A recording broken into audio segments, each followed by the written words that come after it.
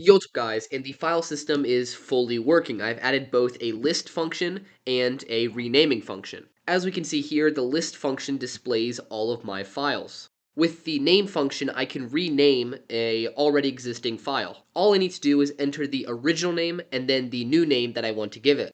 And then to check that it was successfully renamed, I can then do the list function where we can see 0, 1, 2, 3 is replaced by 4, 5, 6, 7.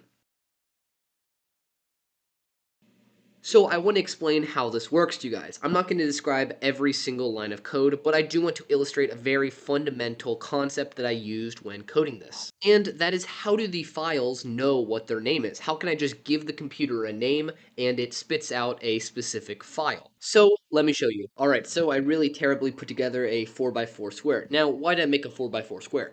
I want to try to visualize how the names are stored in memory. So if we can imagine this as 16 bytes of memory, and I want to label this column 1, this column 2, this column 3, and this column 4.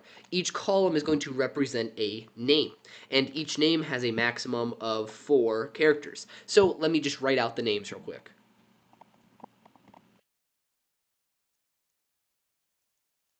Now, let's say I enter the name demo, so DEMO. How does the computer see this and decide, oh, that is for file 2? Well, it has to pass a series of 4 if statements. So for every single file, the name will have to pass 4 if statements for the computer to say that definitely matches. Now, what it's going to do is it just goes sequentially. It goes from the first file to the second to the third to the fourth. So when I enter the name and it starts the program, it's going to first open this first file. It's going to do a maximum of 4 if statements. It's going to check if each character of the name matches. So it's going to look at this D and it's going to compare it and it's going to say that matches. So that's a check. Then it's going to check the E and we see that they are both E's, so that does match. Then it compares an E to an M, which obviously does not match. So it backtracks and it says this file, file 1, cannot work because its name does not match. And then we go to the file 2.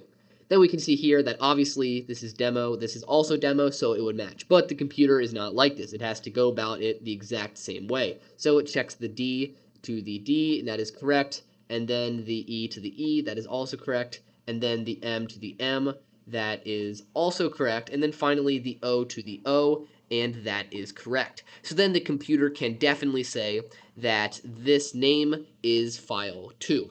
It's very important to have some sort of number correlated with these files, and they're specific numbers, so that when I do a certain equation or modify them in a certain way, I can figure out where this file is actually stored in memory. So then I could apply an equation to this 2 that we got outputted, and it will tell me exactly where in the memory that file is. And that is how the FL, the open file, works, where it decides which file I'm trying to access, and then it will open that file in memory and just spill all of its contents onto the screen. The naming works in a similar way, where it does the exact same process of deciding which file I'm looking at, and then what it does is instead of accessing the contents of the file, it calculates where the name of the file is in memory, so it will replace it with a new name.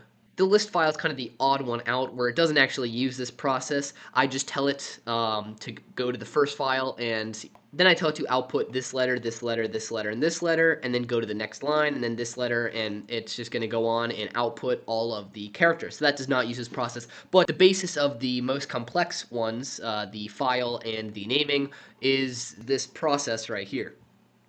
So now you guys know most of what's actually going on inside of my computer when I run functions like the open file and the rename function. Really all the computer is doing is it's comparing each letter of the name I inputted to each letter of the already saved file names. And then depending on which name matches, I can open up that correlating file or just modify the name. And for those who are interested, these 2 chunks of my RAM hold the 4 names of the files. So I hope you guys learned something. Feel free to comment if you have any further questions. I'm not exactly sure what I'm going to do next. It's probably going to relate to the data aspect of this operating system, but I will get back to you guys next week with a definitive answer. So stay tuned for that video, and peace.